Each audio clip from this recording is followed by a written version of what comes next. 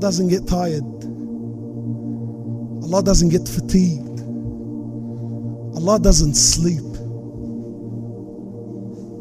Ibn Kathir mentions, he says, some Jews, they came to Musa alayhi salatu wassalam, and they asked Musa, they said, "Oh Musa, does Allah sleep?"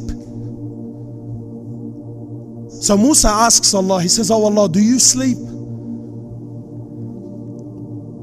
So Allah answers Musa. He says, "Musa, tonight you have to stand the whole night, and you have to hold 2 glass bottles, and you can't sleep." So Musa, being a prophet, he does as instructed.